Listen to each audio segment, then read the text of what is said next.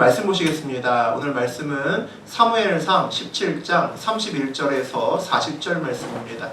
구약성서 436페이지에 있습니다. 사무엘상 17장 31절에서 40절 우리 함께 교독하겠습니다. 제가 먼저 31절 봉독하겠습니다. 어떤 사람이 다윗이 한 말을 듣고 그것을 사울에게 전하였으므로 사울이 다윗을 부른지라. 다윗이 사울에게 말하되 그런 말미암아 사람이 낙담하지 말 것이라. 주의 종이 가서 저 블레셋 사람과 싸우리이다 하니. 사울이 다윗에게 이르되 내가 가서 저 블레셋 사람과 싸울 수 없으리니 너는 소년이요 그는 어려서부터 용사임이니라.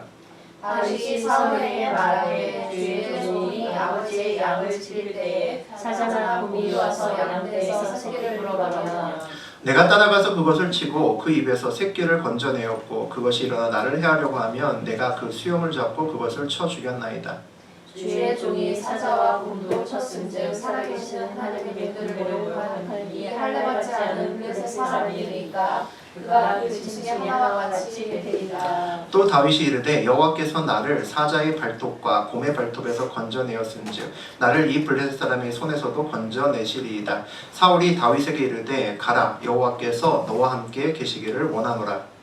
이에 사울이 자기 군복을 다윗에게 입히고 노투를 그의 머리에 씌우고 또 그에게 갑옷을 입히매 다윗이 칼을 군복 위에 차고도 익숙하지 못하므로 시험적으로 걸어보다가 사울에게 말하되 익숙하지 못하니 이것을 입고 가지 못하겠나이다 하고 곧 벗고 손에 막대기를 가지고 시내에서 매끄러운 돌 5을 골라서 자기 목자의 제부 곧 주머니에 넣고 손에 물매를 가지고 블레셋 사람에게로 나아가니라. 하나님 말씀입니다. 아멘. 네, 우리 사무엘상 17장 31절에서 40절까지 우리 함께 읽었습니다. 우리 그 내용 가지고 믿음으로 결단하면 그 발걸음을 인도하신다. 믿음으로 결단하면 그 발걸음을 인도하신다라는 제목으로 함께 은혜 나누겠습니다. 우리 지난 시간 다윗이 아버지 심부름으로 전쟁터에 나간 형들의 안부를 묻고 오라는 그 심부름을 하는 장면을 봤습니다. 그래서 전쟁터로 결국 오게 됐죠. 마침 골리앗이 나와서 이스라엘 군대를 모욕하는 것을 다윗이 보게 됩니다. 그리고 이렇게 이야기를 하죠. 우리 지난 시간에 봤던 내용인데 26절 다시 한번 읽어보겠습니다. 다윗이 곁에 서있던 사람들에게 말하여 이르되 이 블레셋 사람을 죽여 이스라엘의 치욕을 제거하는 사람에게는 어떠한 대우를 하겠느냐. 이 할례받지 않은 블레셋 사람이 누구이기에 살아계시는 하나님의 군대를 모욕하겠느냐.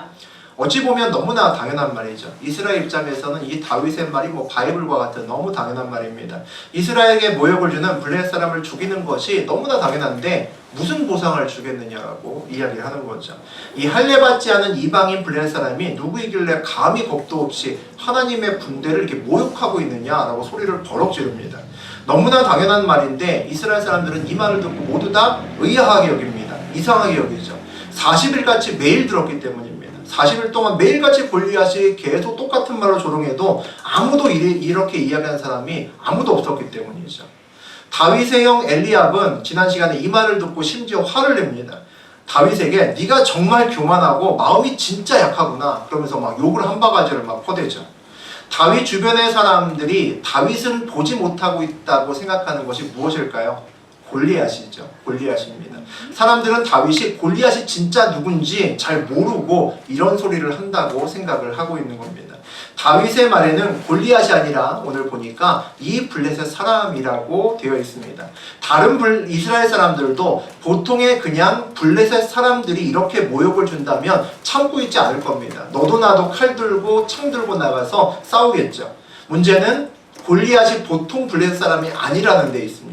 그래서 꼼짝 못하는 겁니다. 그래서 문제가 되는 거죠. 힘든 문제 앞에서 답이 보이지 않을 때, 문제 앞에서 길이 끊어져 있을 때, 그런 상황에서 길을 찾는 것은 어리석은 일이라고 제가 몇 주부터 반복해서 이야기를 했습니다. 방향을 찾는 것이 우선이라고 했죠. 올바른 방향을 볼 수 있는 좋은 방법 중에 하나가 오늘 나옵니다. 그 문제에서 판단을 방해하는 중요한 요인 하나를 드러내고 보는 겁니다. 그 요인 없이 상황을 다시 한번 보는 거죠. 전쟁의 상황에서 지금 아무 대처도 할 수 있는 철벽 같은 요인이 하나 있습니다. 그것이 골리앗이죠. 그 골리앗 하나를 제거하고 상황을 다시 보면 상황이 다르게 보입니다. 그것이 오늘 다윗의 시각이라고 볼 수 있죠. 다윗은 골리앗을 드러내고 그리고 하나님을 그 상황에 개입시키는 것을 볼 수가 있습니다.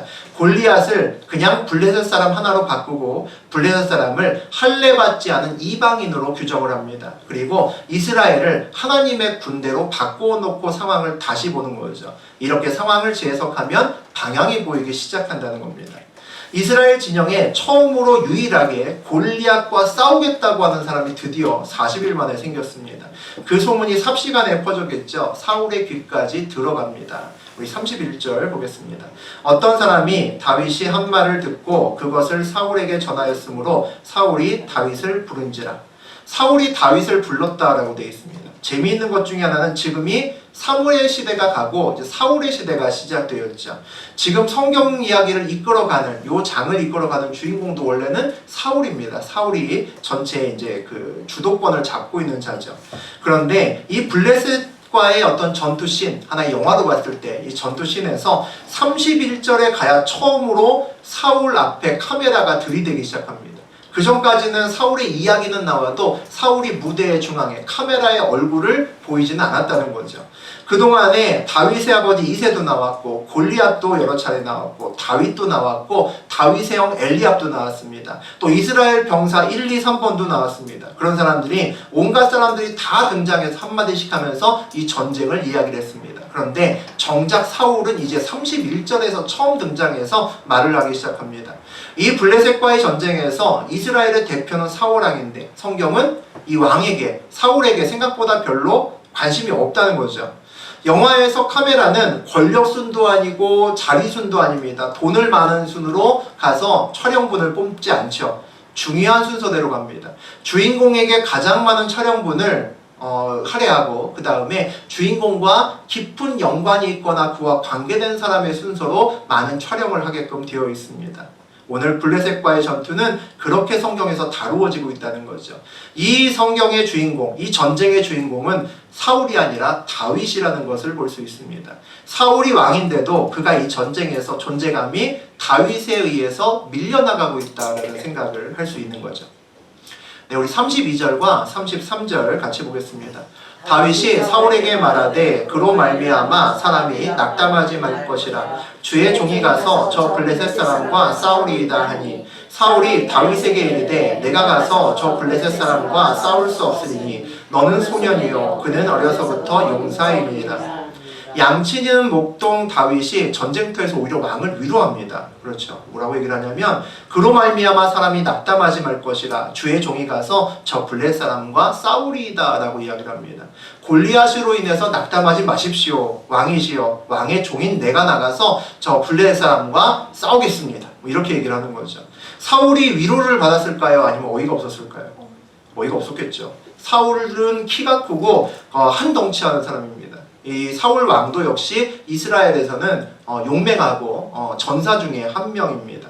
다윗은 나이도 어리고 왜소한 꽃미남이죠. 얼굴만 여자처럼 이쁘장하게 생긴 작은 아이입니다. 자기보다 작고 싸움도 못한 어린아이가 나와서 엄청난 골리앗과 싸운다라고 얘기를 합니다.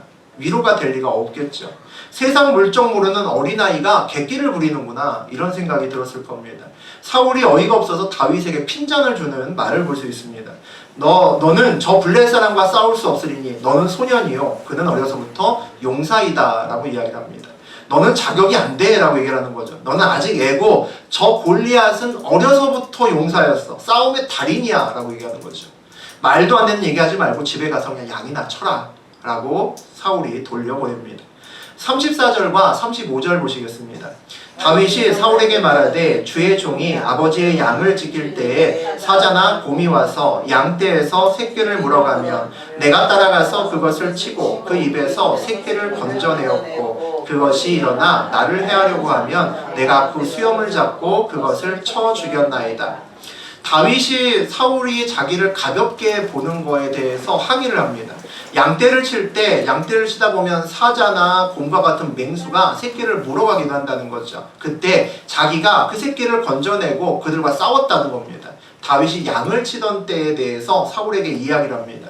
이스라엘은 목축업이 주업 중에 하나인 나라입니다. 이스라엘은 목동이 넘쳐나고 셀 수 없지 많죠. 양을 치다 보면 맹수에게 양을 잃는 일은 뭐 일반 다반사인 일입니다. 그래서 어쩔 수 없는 손실을 감수해야 되는 일이죠.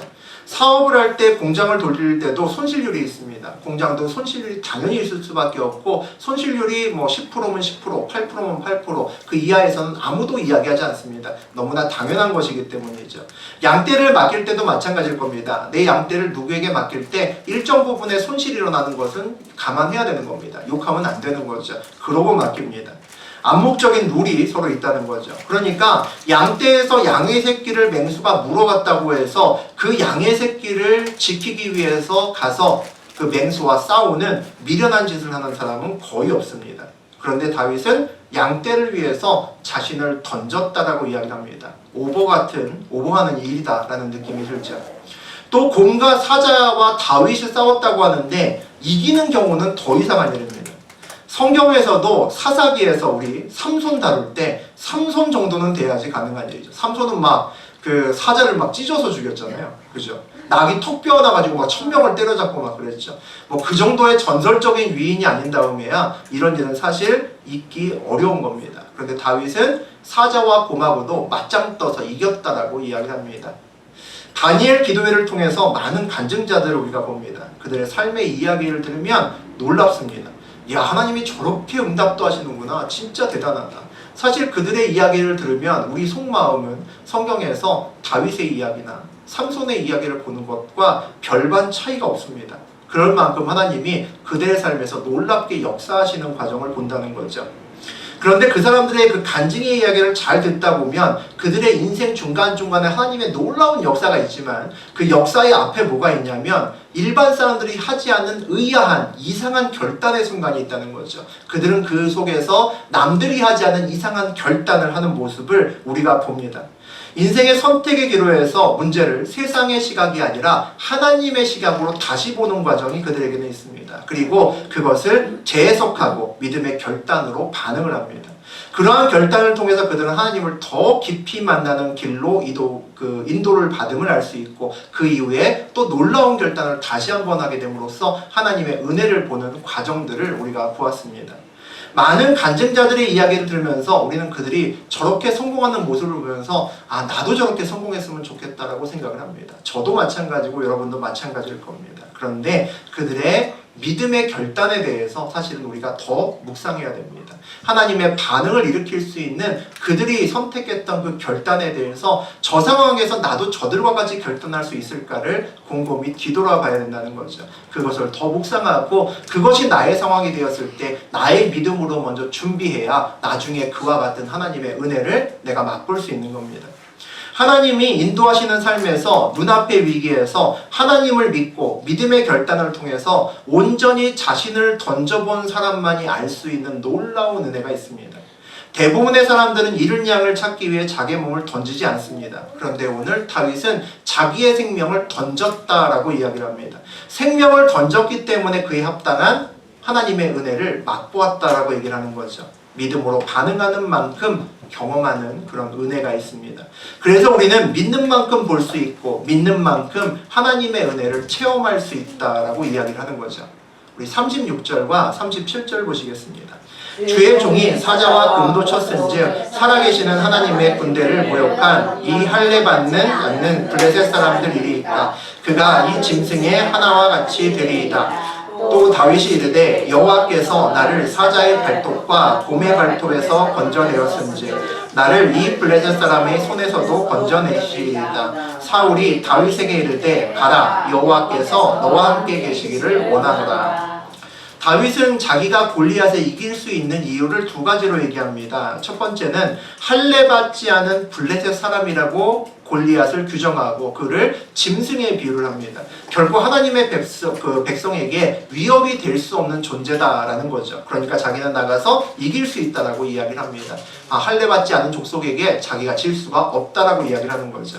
또 하나는 사자와 곰에게서 이미 하나님은 자신을 구원하셨다는 겁니다. 과거에 그런 경험들을 많이 했다는 거죠. 그러니까 블레셋 사람의 손에서 자기를 구원하지 않을 이유가 없다는 겁니다. 과거의 인생길에서 하나님을 깊이 만나본 사람이 할 수 있는 그런 고백입니다. 아멘. 과거의 힘든 고난도 이겨내게 하셨는데 지금 이 고난도 마찬가지라는 거죠. 하나님을 믿지 않는 사람은 우연입니다. 한 번 우연이 일어나면 또 우연이 일어날까? 불가능한 일이죠. 그런데 하나님을 믿는 사람은 우연이 아니라 필연입니다. 하나님의 계획 안에 있는 일이죠. 그래서 두 번째 똑같은 상황을 만나도 첫 번째 하나님을 믿을 수 있으면 두 번째도 하나님이 동일하게 반응하실 것을 믿을 수 있습니다. 그래서 믿음으로 결단할 수 있는 거죠. 여러분 같으면, 여러분이 사울이라면, 제가 사울이라면 이렇게 다윗이 얘기하는데 어떻게 할까요? 어떻게 할까요? 보낼까요? 말까요? 사울의 입장에서 다윗을 보내는 것은 사실 인간적으로 보면 나쁘지 않은 선택입니다. 사울은 머리를 굴리는 사람이고 하나님을 믿고 일을 하는 사람이 아니기 때문에 손해되지 않는 장사는 얼마든지 합니다. 사울 왕의 입장에서는 골리앗을 상대로 누가 나가든지 간에 100점 100패입니다. 질 수밖에 없는 상황입니다. 그런데 골리앗을 상대로 이스라엘에서 잘 싸우는 전사가 나가서 싸워서 패하는 것보다 어린 소년 다윗을 내보내서 지는 게 훨씬 낫습니다. 질 것은 어차피 마찬가지인데 어린 소년을 보내면 누구나 100%, 120% 질 것이 확실하고 그 아이가 나가는 것 자체가 골리앗을 조롱하는 것이기 때문입니다. 어린 소년이 골리앗과 싸워서 져도 이스라엘의 사기는 떨어지지 않습니다. 전사가 나가서 진 것이 아니기 때문이죠. 목동아이가 나가는 것이기 때문입니다. 만약에 절대로 그럴 리는 없겠지만, 정말 없겠지만 만약에 다윗이 이긴다면 상황은 정말 대역전되겠죠. 가라 여호와께서 너와 함께 계시기를 원하노라 라고 이야기합니다. 본인도 전쟁할 때 제단을 쌓지 않은 왕이 아이를 보내면서 여호와께서 너와 함께 하시기를 원하노라 라고 이야기를 합니다. 응원이 아니라 책임을 미루는 말입니다. 네가 골리앗에게 죽어도 내 책임이 아니라는 겁니다. 하나님이 함께 계시니까 나가서 싸우면 네 하나님이 너를 도우실 거라는 거죠. 그런데 기독교인의 가장 중요한 명제 중에 하나가 이거죠. 하나님이 함께 계시면 우리는 반드시 이긴다라는 것이 우리의 삶의 좌우명입니다. 무심코 던졌던 사울의 이 말은 사실은 사실입니다. 실제로 하나님의 영은 사울을 떠났죠. 그리고 다윗에게 임재해서 다윗이 하나님 영에게 이끌림을 받는 사람이 되었습니다. 우리 몇 시간 전에 나눈 사무엘상 16장의 13절 한번 같이 읽어보겠습니다. 사무엘이 기름 뿔병을 가져다가 그의 형제 중에서 그에게 부었더니 그날 이후로 다윗이 여호와의 영에게 크게 감동되니라. 사무엘이 떠나서 라마로 가니라. 사무엘의 기름 부음을 받은 이후로 다윗은 하나님의 영에 감동되었다라고 되어 있습니다. 오늘 블레셋과의 전투에서 골리앗 앞에 나갈 수 있었던 것도 여기에 힘이 기인하는 거죠. 하나님이 함께 계시기 때문에 이 자리에 나갈 수 있는 겁니다. 우리 38절과 39절 보겠습니다. 이에 사울이 자기 군복을 다윗에게 입히고 노투구를 그의 머리에 씌우고 또 그에게 갑옷을 입히매 다윗이 칼을 군복 위에 차고는 익숙하지 못하므로 시험적으로 걸어보다가 사울에게 말하되 익숙하지 못하니 이것을 입고 가지 못하겠나이다 하고 곧 벗고. 사울이 다윗의 곰과 사자가 하고 싸워서 제가 이겼습니다 하는 말을 믿었을까요? 정말 믿었을까요? 믿었다면 다윗을 아마 삼손 취급했을 겁니다. 믿었다면 낙이 턱뼈 하나 쥐어주면 되겠죠. 그럼 가서 골리앗 정도야 금방 이기겠죠. 믿었다면 굳이 자기의 무기와 갑옷을 줄 필요 없었을 겁니다. 믿지 않았다는 거죠. 보나마나 잠시 후에 죽을 겁니다. 어쨌든 나가서 잠시 후에 죽을 이 생떼 같은 어린 아이에게 자기의 갑옷과 무기라도 주려고 합니다. 가서 그래도 휘둘러나 보라는 거죠. 갑옷을 입고 가서 싸우나 보라고 자기 왕이면 가장 좋은 걸 갖고 있는 거죠. 가장 좋은 갑옷과 가장 좋은 칼을 주려 합니다. 나름대로 왕의 배려죠. 그런데 멘붕 사건이 일어납니다. 안 맞는 겁니다. 입었는데 다윗이 입었는데 안 맞는 거예요. 안 맞다는 건 무슨 얘기일까요? 전쟁터에 나갈 만한 나이가 안 됐다는 겁니다. 갑옷이 그에 맞지 않는다는 거죠. 그러니까 군사가 될 만한, 전사가 될 만한 육체적인 자격이 되지 않는다는 겁니다. 그리고 사울이 찾던 칼을 휘두르려고 해도 칼이 너무 무겁다는 거죠. 역시 나이에 맞도록 다 무게가 측정되어 있습니다. 그러니까 갑옷도 입을 수도 없고 칼도 휘두를 수 없는 아이가 지금 골리앗과의 싸움에서 나간다는 겁니다. 익숙하지 못하니 이것을 입고 가지 못하겠나이다. 다윗은 군사훈련을 받은 적이 없죠. 그래서 이렇게 얘기를 합니다. 갑옷도 칼도 스스로 익숙하지 않습니다 라고 왕에게 얘기를 합니다. 갑옷이 없으면 이제 적의 칼을 맨몸으로 받아야 됩니다. 말도 안 되는 거죠. 엄청난 갑옷과 칼을 갖고 있는 골리앗, 그리고 그 앞에는 또 방패를 들고 있는 보조 병사도 한 명 있습니다. 그러니까 누가 칼을 들고 가면 병사가 그 칼을 막을 것이고, 그 다음에 그 빈몸을 골리앗이 내리칠 겁니다. 그러니까 나가자마자 바로 즉사하겠죠. 그런데 이곳에 맨몸으로 무기도 없이 나갑니다. 누가 봐도 가능성을 얘기하고 싶지 않을 정도로 무의미한 전쟁이죠. 그런데 다른 시각으로 보면 큰 골리앗과 비교해서 작은 어린 소년이 갖는 유일한 장점이 하나 있습니다. 빠른 움직임이죠. 일반적으로 몸이 거대하면 둔합니다. 작은 사람보다 큰 사람이 둔하게 되어 있죠. 거기다가 골리앗은 놋 갑옷을 머리부터 발끝까지 다 입었습니다. 무겁죠. 그러니까 둔합니다. 다윗에게 갑옷을 입히면 다윗의 가장 유일한 장점을 하나 없애는 거죠. 사람의 시각으로는 다윗에게 갑옷을 입히고 가장 좋은 칼을 쥐어주는 것이 0.01%라도 승리를 올릴 수 있는 방법이 될 수 있지만, 어찌 보면 이것은 다윗의 가장 큰 장점을 없애는 길이기도 합니다. 우리 40절 같이 보겠습니다. 손에 막대기를 가지고 시내에서 매끄러운 돌 5을 골라서 자기 목자의 제구 곧 주머니에 넣고 손에 물매를 가지고 블레셋 사람에게로 나아가니라. 갑옷은 그렇다 치고 칼도 내려놓았죠. 매끄러운 돌 5개를 골라 주머니에 넣고 나갑니다. 무슨 전쟁터에 돌을 들고 갑니까? 참 특이하죠. 하지만 물맷돌이 그렇게 어이가 없는 무기는 아닙니다. 사사기 20장에서 보게 되면 고대 이스라엘 사람들은 이 물맷돌을 가지고 정말 짐승들을 내쫓고 그렇게 맷돌을 굉장히 잘 다루는 사람들이었습니다. 그래서 이 물맷돌 부대가 있었고 그들로 하여금 전쟁터에서 실제로 싸우게끔 했습니다. 그러니까 전혀 이제 이상한 무기를 갖고 나간 것은 아닙니다.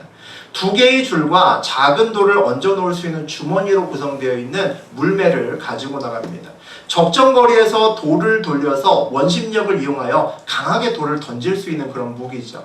골리앗에 비해서 턱없이 부족한 힘을 갖고 있지만 물맷돌로 돌려서 던지는 그 돌의 힘은 엄청날 겁니다. 골리앗이 던지는, 손으로 던지는 것보다 더 강하고 빠르게 정확하게 던질 수 있는 무기를 하나 가지고 간 것이죠.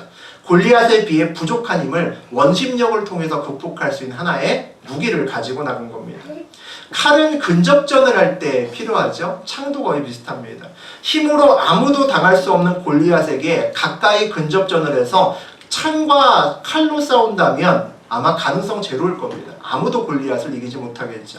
전쟁을 할 때, 누군가 싸워야 될 때, 그 상대가 나보다 훨씬 셀 때, 센 사람과 같은 방식으로 싸우면 승산이 없습니다. 나보다 힘든 사람이, 힘이 센 사람이 먼저 판을 만들고 그와 똑같은 무기를 갖고 그 사람이 만든 판에서 전쟁을 하면 전쟁을 하는 의미가 없다는 말이죠. 골리앗은 자신 있기 때문에 근접전 1대1을 같이 하자고 하는 겁니다. 만약에 골리앗이 활의 명수였다면 활을 할 수 있는 다른 제안을 했겠죠. 그 싸움에 나가는 것 자체가, 골리앗이 만든 판에 나가는 것 자체가 상대편의 페이스에 말리는 겁니다. 권투에서 나보다 약한 상대에게는 인파이터로 직접 치고 들어가서 권투를 합니다. 나보다 더 잘 싸우는 사람하고 권투를 할 때는 아웃복서를 하죠. 잽을 한번 놓고 피하면서 상대편이 지칠 때까지 기회를 봅니다. 힘이 약한 다윗은 골리앗과 싸우면서 원거리 공격을 해야 맞습니다. 같이 부딪히는 것이 아니라 일정 거리를 뛰고 공격하는 것이 맞다는 거죠. 싸움의 판을 바꿔야 됩니다. 나만의 전쟁을 해야 되는 거죠. 칼과 창의 전쟁에서 물맷돌이라고 하는 다른 무기를 들고 나갔다는 것은 일종의 판을 바꾸는 역할을 합니다. 방향을 바꾸는 역할을 한다는 거죠. 힘의 대결에서 거리와 정확도의 대결로 바꾸는 겁니다. 싸움의 방식이 다르기 때문이죠. 칼과 창은 가까운 거리에서는 의미가 있지만 거리가 떨어지면 별로 위협이 되지 않습니다. 물맷돌은 아주 가까운 거리에서는 별로 의미가 없지만 일정한 거리를 뛰었을 때는 큰 위협이 되는 무기입니다. 물맷돌을 들고 나간다는 것은 골리앗과는 다른 무기이기 때문에, 다른 특성이기 때문에 다윗은 다른 전쟁을 하겠다라고 생각하고 물맷돌을 가지고 나가는 겁니다. 적의 의도와는 반대의 싸움을 하겠다는 거죠. 손에 막대기를 가지고 물매를 가지고 다윗은 골리앗에게 나갑니다. 한 손에는 막대기를 들고 다른 한 손에는 물매를 쥐고 나가죠. 골리앗은 갑옷에 창을 들고 방패를 든 자도 앞에 서 있습니다. 1대1 대결을 하는 골리앗은 전쟁을 하는 군사의 모습이고 다윗은 어떻게 보면 양을 지키는 모습으로 지금 나아가고 있습니다. 다윗은 전쟁이 아닌 양을 지키고자 맹수와 맞서는 모습을 하고 복장도 그렇고 무기도 그런 무기를 갖고 나갑니다. 아니 물맷돌은 그렇다고 치고 막대기는 왜 들고 나갈까요? 칼도 아니라 한쪽에는 칼을 들고 한쪽에는 물맷돌을 들었다면 이해가 되는데 그 막대기 들고 나가서 무슨 의미가 있을까요? 인생을 살다 보면 낯설고 내 힘으로 감당이 안 되는 그런 때를 만날 때가 있죠. 그때는 내가 가장 잘할 수 있는 것에 집중하는 것이 가장 좋습니다. 다윗도 마찬가지죠. 왕의 갑옷 입어보고 칼을 들어봐도 내 것이 아니라는 생각이 듭니다. 그러니까 다 내려놓죠. 자기가 가장 잘할 수 있는 것, 정말 양을 지킬 때 맹수와 싸웠던 그때의 느낌으로 그대로 나가는 겁니다. 똑같은 준비를 하고 나가죠. 한 손에는 막대기, 한 손에는 물맷돌. 다른 사람은 웃지만 다윗은 그것이 가장 싸울 때 익숙한 무기와 자세였다는 겁니다. 다윗이 싸우는 방법이죠. 남을 의식하지 않고 자기가 가장 잘 싸울 수 있는 방법을 믿고 다윗은 나아갑니다. 결국 이 전쟁에 틈이 생기기 시작합니다. 균열이 생기기 시작하죠. 전형적인 전쟁에서 낯설음이라는 것이 만들어집니다. 다윗에게는 이 전쟁터 자체가 낯선데 이 전쟁터에 아주 익숙한 골리앗조차도 낯선 모습을 한 아이가 등장을 하기 시작합니다. 산전수전 다 겪은 전쟁의 달인이죠. 이 골리앗이 낯선 환경을 맞이하기 시작합니다. 이런 싸움 처음이었겠죠. 1대1로 싸움하는데 막대기와 물맷돌을 가지고 누가 나왔겠습니까? 처음 보는 광경이 벌어집니다. 근데 재미있게도 아무도 주목하지 않았던 이상한 그 막대기에 골리앗이 주목하기 시작합니다. 우리 43절 같이 보겠습니다. 블레셋 사람이 다윗에게 이르되 내가 나로 그의 신들의 이름으로 다윗에게 저주하고. 골리앗이 작은 소년이 자기 앞에 나온 것을 보고도 어이가 없었겠죠. 아, 이것들이 지금 나를 조롱하나? 이런 생각이 들었을 겁니다. 근데 그 손이 한 손에 막대기를 들고 나오는 겁니다. 칼도 아니라. 그러니까 골리앗이 그 막대기에 눈이 꽂힌 거죠. 붕괴합니다. 네가 나를 개로 여기고 막대기를 가져왔냐고 버럭 소리를 지릅니다. 다윗을 저주했다는 것은 욕했다는 거죠. 40일 동안 매일 나와서 조롱하고 욕해도 아무도 나오지 않았습니다. 그런데 오늘 그 골리앗이 한 번의 조롱으로 평정심을 잃어버립니다. 그 막대기를 보는 순간 뚜껑이 열렸다는 거죠. 전쟁터에서 막대기를 들고 나오는 사람은 전설적인 영웅인 삼손쯤 돼야 낙이 톱뼈 들고 나오는 겁니다. 누가 막대기를 들고 골리앗 앞에 나갑니까? 골리앗은 작은 소년이 자기와 싸우겠다고 했을 때 그 막대기를 들고 섰을 때 무슨 생각이 들었을까요? 저것들이 이제 싸울 생각하지 않고 약을 올리는구나. 나를 조롱하는구나. 싸우기 위한 것이 아니라 조롱하러 나왔구나 라는 생각을 했을 겁니다. 이길 수밖에 없는 싸움이죠. 이길 수밖에 없는 싸움이고 골리앗 입장에서는 이겨도 아무것도 남는 거 없는 싸움입니다. 그 어린 아이 하나, 막대기 들고 나온 아이 하나 죽이는 것이 무슨 의미가 있겠습니까?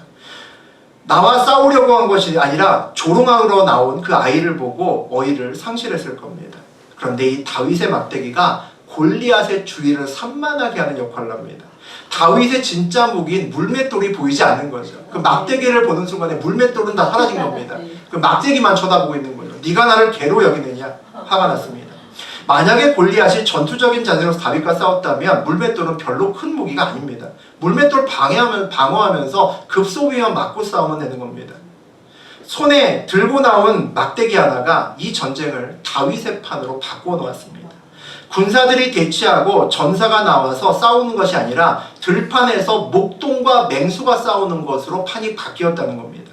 맹수와 전사의 차이는 뭘까요? 전사는 전략이 있고 싸움을 생각하지만 맹수는 생각하면서 싸우지 않습니다. 그냥 적에게 달려들 뿐이죠. 맹수는 방어하지 않습니다. 앞뒤 가리지 않고 목동과 싸움을 하죠. 맹수가 생각하면서 싸우면 물맷돌을 가진 목동에게 지지 않을 겁니다. 근데 생각하지 않고 달려들기 때문에 돌 한 번 맞고 나가 떨어지는 거죠.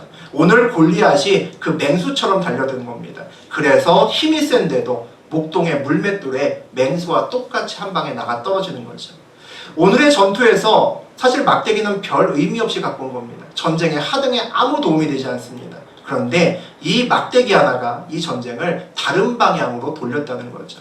이 막대기는 사람이 벤치마킹할 수 없는 부분입니다. 이 막대기가 도대체 뭘까요?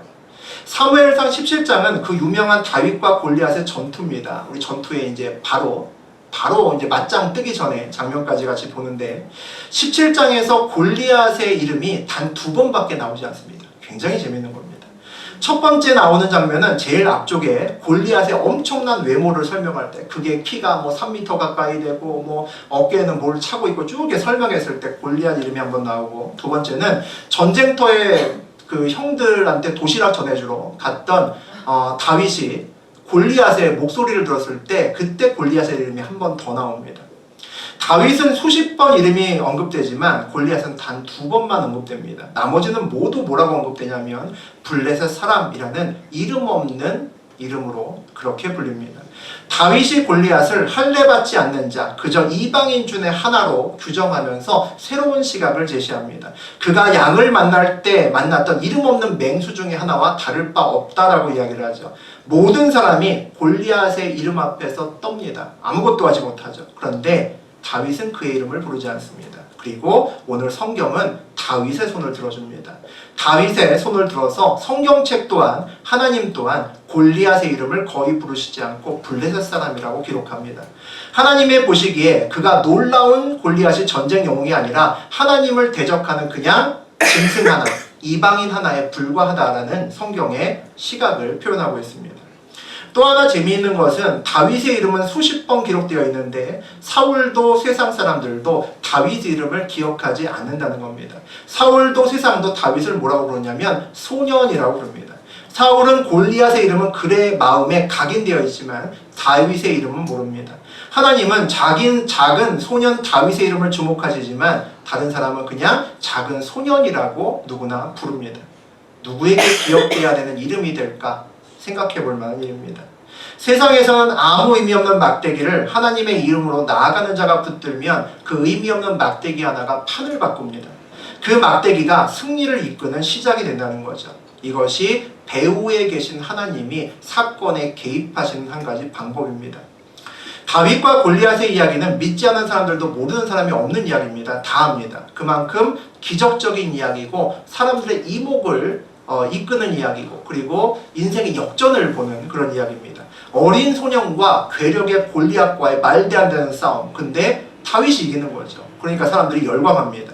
이 이야기는 믿지 않는 사람들에게 더 많이 회자됩니다. 왜냐하면 하나님이 직접적으로 개입하시지 않기 때문입니다. 만약에 이 이야기의 중간에 우레소리와 함께 하늘에서 빛이 내려와서 골리앗의 눈을 멀게 했다든지, 또 천사가 내려와서 칼춤을 추면서 골리앗의 목을 땄다든지 이러면 우리는 열광해도 세상 사람들은 열광하지 않습니다. 그런데 도서관에서 논문 이런 그 찾는 그 검색란에다가 다윗 골리앗 치면 성경에 관련된 거 별로 안 나옵니다. 뭐 여러 가지 경제적인 그 사건에서 벤처기업이 어떻게 공룡 기업을 상대해야 되는지, 이 성경에 이것을 가지고 분석해서 벤치마킹해서 굉장히 많은 논문이 나옵니다. 우리가 알고 있는 많은 경제나 다른 쪽의 이야기들이 이 사건을 가지고 우리의 삶을 재해석한다는 거죠. 많은 사람들이 골리앗을 이겨낸 다윗의 전략을 연구하고 있습니다. 하나님의 사람이 아니라 하나님이 모르는 사람들도 그것을 연구하고 있다는 거죠. 세상의 많은 사람들이 다윗과 골리앗의 싸움에서 100%, 99.99% 골리앗이 이겨야 되는 싸움인데 다윗이 이깁니다. 그러니까 그 방법을 연구합니다. 그들이 얘기하는 것은 보통 이렇습니다. 평상시에 양을 열심히 치고 자기 일을 목숨 걸고 열심히 하였기 때문이다. 그것도 맞는 얘기죠. 맞지 않는 갑옷, 익숙하지 않은 남들이 다 쓰는 것, 창과 칼로 싸우는 것이 아니라 약한 것이지만 자기가 가장 잘 두는 무기를 가지고 가서 싸웠기 때문이다. 그것도 맞죠.